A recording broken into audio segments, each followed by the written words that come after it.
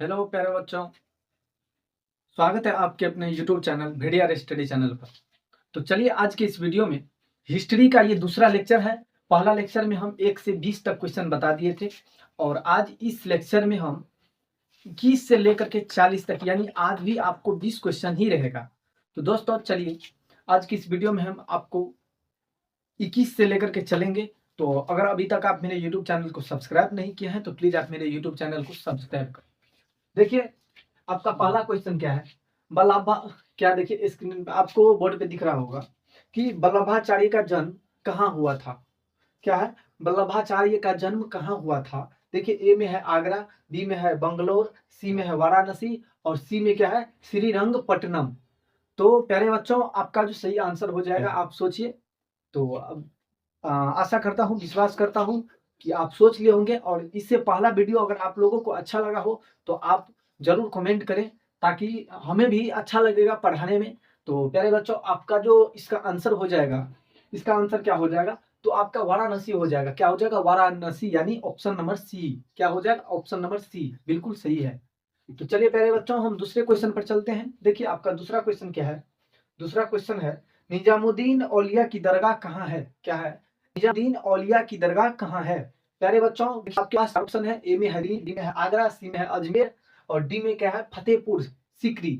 आप फतेहपुर सीकरी के नाम भले भांति अच्छे से आपको याद होगा, भले किसी का याद अच्छा से होगा चाहे ना होगा, लेकिन फतेहपुर सीकरी का आप नाम लाइफ में फर्स्ट बार सुने होंगे और ये याद भी होगा आपको। तो प्यारे बच्चों देखिए आपका जो सही आंसर हो जाएगा, निजामुद्दीन औलिया का जन्म जो हुआ था दिल्ली में हुआ था। कहाँ हुआ था, दिल्ली में हुआ था, यानी ऑप्शन नंबर ए आपका जो है बिल्कुल सही है। तो चलिए प्यारे बच्चों हम अगले क्वेश्चन पर चलते हैं। देखिए आपका अगला क्वेश्चन क्या है, किताब उड़ रेहला में, क्या है, किताब उड़ रेहला में किसका यात्रा वृतांत मिलता है। प्यारे बच्चों आपका जो क्वेश्चन है क्या है, किताब उड़ रेहला में किसका वृतांत, मतलब किसका यात्रा वृतांत मिलता है। देखिए आपके पास चार ऑप्शन है, अलबरूनी है, अब्दुल रजाक है और इबन बतूता है और डी में क्या है बर्नियर है। तो प्यारे बच्चों आपका जो सही आंसर हो जाएगा आप सोच लिए होंगे, विश्वास है, क्योंकि जो स्टूडेंट पढ़े रहते हैं वो स्टूडेंट क्या करते हैं कि अगर उसके पास क्वेश्चन आ जाता है तो वो आंसर तुरंत खोज लेते हैं। अभी आपका वही समय है, आप एग्जाम का आपका समय है। तो प्यारे बच्चों हम चलते हैं। देखिए आपका जो सही आंसर हो जाएगा क्या हो जाएगा, यानी इबन बतूता हो जाएगा, ऑप्शन नंबर सी हो जाएगा आपका सही आंसर।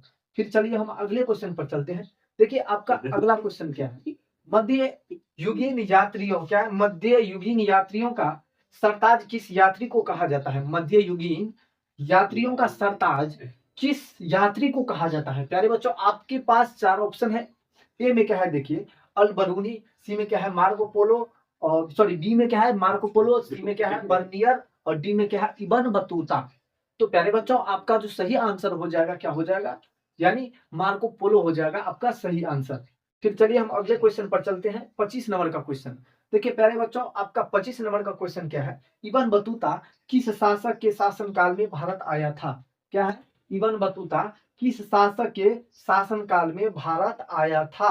तो देखिए आपके पास चार ऑप्शन है। ए में क्या है मोहम्मद बिन तुगलक, सी में क्या है बलबन और सॉरी बी में क्या है बलबन, सी में रजिया सुल्तान और डी में क्या है, तो डी में क्या है सिकंदर लोदी। तो प्यारे बच्चों आपका जो सही आंसर हो जाएगा क्या हो जाएगा, ये जो इबन बतूता थे किसके शासनकाल में आए थे, तो ये हो जाएगा मोहम्मद बिन तुगलक। किसके किसके दरबार में आए थे, मोहम्मद बिन तुगलक के दरबार में आए थे।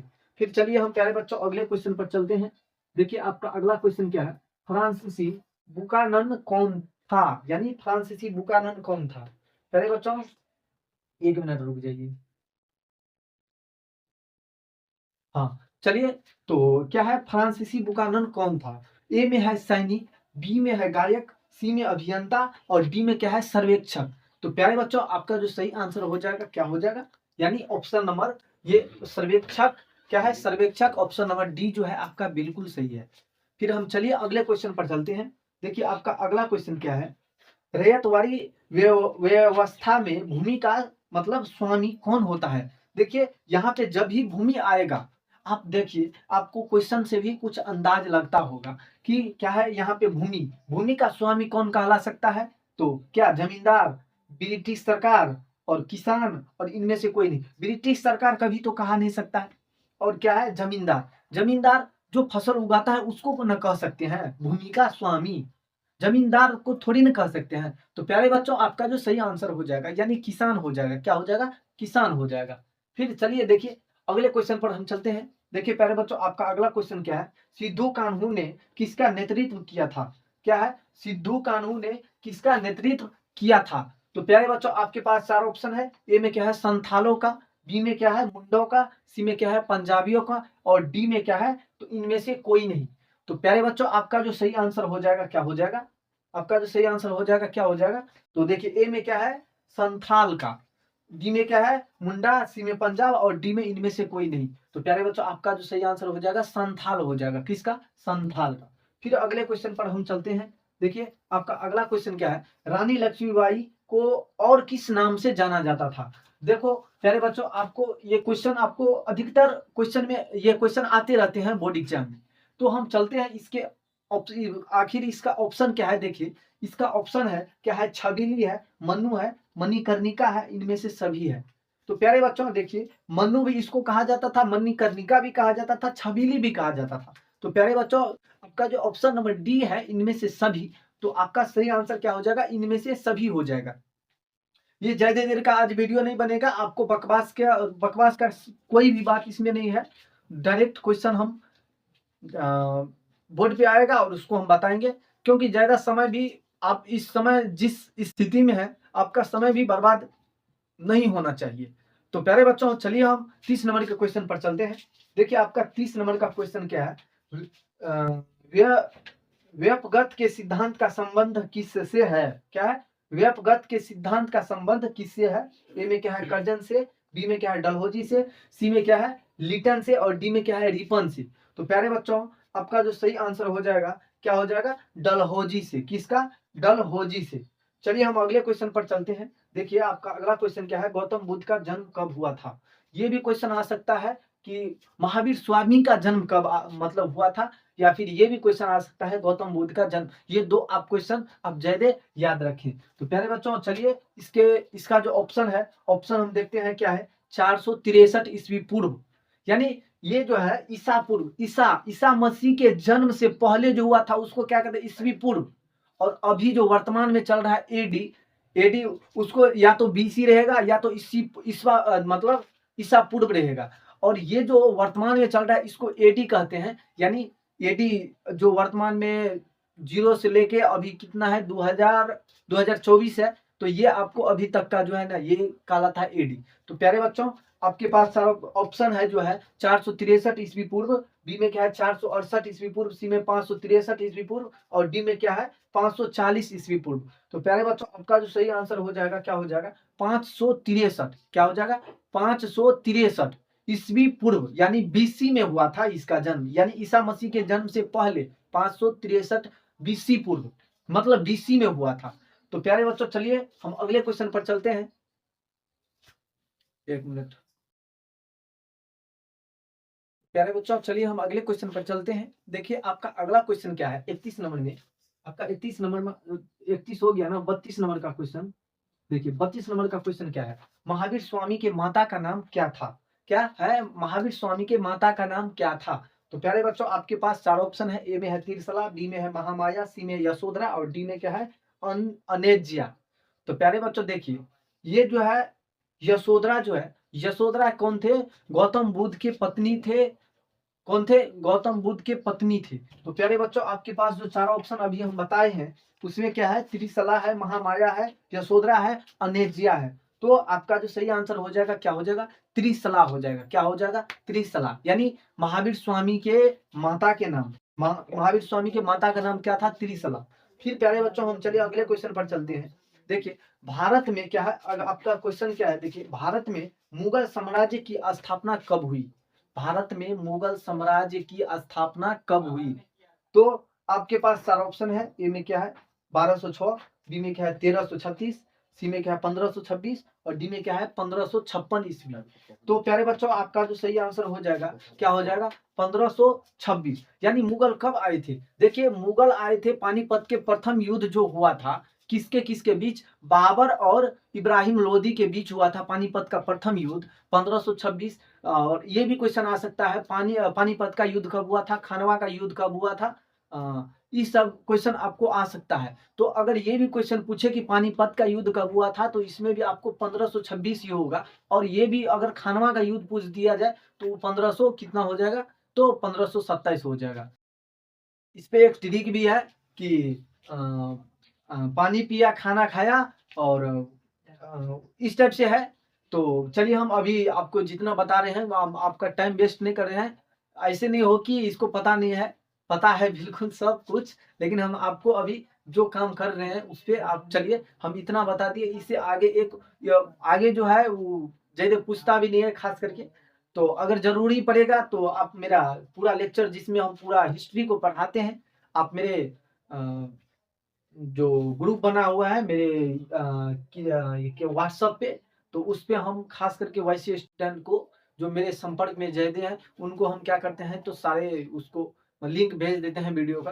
तो आप भी अगर मेरे इस वीडियो में बना रहने को चाहते हैं तो आपको भी मेरे व्हाट्सएप ग्रुप के व्हाट्सएप जो ग्रुप है उसमें आपको भी ऐड कर सकते हैं।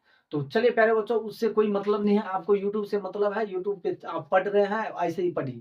फिर चलिए हम अगले क्वेश्चन पर देखिए। इसका जो है कि बता दिए है ना 1526, यानी जो कब हुआ था, तो जब बाबर और इब्राहिम लोदी को जब युद्ध हुआ था, पहला युद्ध हुआ था 1526 में, पानीपत का युद्ध, तो उसी का बात है। तो प्यारे बच्चों चलिए हम अगले क्वेश्चन पर चलते हैं। देखिए 34 नंबर का क्वेश्चन क्या है, हाँ देखिए आ भी गया, वही क्वेश्चन आ भी गया। पानीपत का प्रथम युद्ध कब हुआ था, क्या है, सॉरी, पानीपत का द्वितीय युद्ध कब हुआ था, ये है ना, पानीपत का द्वितीय युद्ध कब हुआ था। तो पानीपत का प्रथम युद्ध 1526 में हुआ था, और पानीपत का दूसरा युद्ध कब हुआ था हम जाने। तो देखिए आपके पास 4 ऑप्शन है। ए में क्या है प्यारे बच्चों 1526, बी में क्या है 1556, और सी में क्या है 1665, और डी में क्या है 1761। तो प्यारे बच्चों आपका जो सही आंसर हो जाएगा, क्या हो जाएगा, 1526 हो जाएगा। क्या हो जाएगा 1526, सॉरी 1526, 1526 में मतलब पानीपत का प्रथम युद्ध हुआ था, लेकिन 1556 में द्वितीय युद्ध हुआ था। तो प्यारे बच्चों आपका जो सही आंसर हो जाएगा 1556 हो जाएगा। फिर चलिए हम अगले क्वेश्चन पर चलते हैं। देखिए आपका अगला क्वेश्चन क्या है, मुगल काल में सिंचाई का साधन क्या था। मुगल काल में मुगल काल में भी आपको अनाज सब उपजाए जाते थे ना। तो मुगल काल में जो मतलब जैसे अभी अपने लोग मोटर वगैरह से खेत को पटाते हैं, लेकिन मुगल शासक के काल में किस तरह मतलब खेत को क्या करते थे, सिंचाई करते थे। सिंचाई या पटाना गाँव में बोलते हैं, जो भी आप लोग के गाँव में जो भी बोलता हो। तो देखिए इसमें क्या है, ए में है कुआं, बी में है तालाब, सी में नहर, और डी में क्या है इनमें से सभी। तो देखिए कुआं से भी पटाया जा सकता है, नहर से भी पटाया जा सकता है, उसके बाद तालाब से भी पटाया जाता है। तो प्यारे बच्चों आपका जो ऑप्शन नंबर डी है इनमें से सभी, तो आपका ऑप्शन नंबर डी क्या हो जाएगा, बिल्कुल सही हो जाएगा। प्यारे बच्चों चलिए हम अगले क्वेश्चन पर चलते हैं। देखिए आपका अगला क्वेश्चन क्या है, बाबर द्वारा कौन सा ग्रंथ लिखा गया। प्यारे बच्चों ये कितने नंबर का क्वेश्चन है, 36 नंबर का क्वेश्चन है। 36 नंबर का क्वेश्चन है, क्या है, बाबर द्वारा कौन सा ग्रंथ लिखा गया था। ए में है क्या अकबरनामा, बी में क्या है बाबरनामा, सी में क्या है हुमायूंनामा, और डी में क्या है जहांगीरनामा। तो प्यारे बच्चों आपका जो सही आंसर हो जाएगा, बाबरनामा लिखे थे, बाबरनामा नाम के ग्रंथ लिखे थे। तो प्यारे बच्चों आपका जो सही आंसर हो जाएगा, क्या हो जाएगा, ऑप्शन नंबर बी हो जाएगा आपका सही आंसर। फिर प्यारे बच्चों हम चलिए अगले क्वेश्चन पर चलते हैं। क्या है, विजयनगर साम्राज्य से संबंधित वंश हैं। विजयनगर साम्राज्य से संबंधित कौन से वंश है। तो आपको देखिए ए में क्या है संगम वंश, बी में क्या है सुलुभ वंश, और सी में क्या है तुलुक वंश, और डी में क्या है इनमें सभी। तो प्यारे बच्चों संगम, तुलुब और सुलुभ, संगम, तुलुब और सुलुभ जो ये तीनों हैं, ये क्या है, ये मतलब इसी के विजय साम्राज्य के वंश का से संबंधित है प्यारे बच्चों। तो देखिए आपका जो सही आंसर हो जाएगा, क्या हो जाएगा, ऑप्शन नंबर डी, इनमें से सभी हो जाएगा। क्या हो जाएगा, इनमें से डी, यानी आपका ऑप्शन नंबर डी बिल्कुल सही है। प्यारे बच्चों हम चलिए अगले क्वेश्चन पर चलते हैं। देखिए आपका अगला क्वेश्चन क्या है, विजयनगर विजयनगर की स्थानीय मातृ देवी मतलब कौन थी। क्या है, विजयनगर की स्थानीय मातृ देवी कौन थी। प्यारे बच्चों आपके पास 4 ऑप्शन है। ए में क्या है लक्ष्मी, बी में है परमा देवी, और सी में क्या है सुभद्रागी, और डी में क्या है महानवमी। दोस्तों सॉरी प्यारे बच्चों आपका जो सही आंसर हो जाएगा, क्या हो जाएगा, तो परमा देवी हो जाएगा। क्या हो जाएगा? परमा देवी हो जाएगा। चलिए अगले हम क्वेश्चन पर चलते हैं। प्यारे बच्चों, आप वीडियो में ऐसे ही बने रहेंगे। अगर वीडियो अच्छा लगेगा तो आप प्लीज लाइक शेयर और सब्सक्राइब करें, ताकि और ज्यादा आप अगर हम कोई भी वीडियो बनाएंगे तो आपके पास जरूर जाएगा। तो चलिए प्यारे बच्चों, हम अगले क्वेश्चन पर चलते हैं। देखिए आपका अगला क्वेश्चन क्या है? कृष्ण स्वामी मंदिर का निर्माता कौन था? क्या है? कृष्ण स्वामी मंदिर का निर्माता कौन था?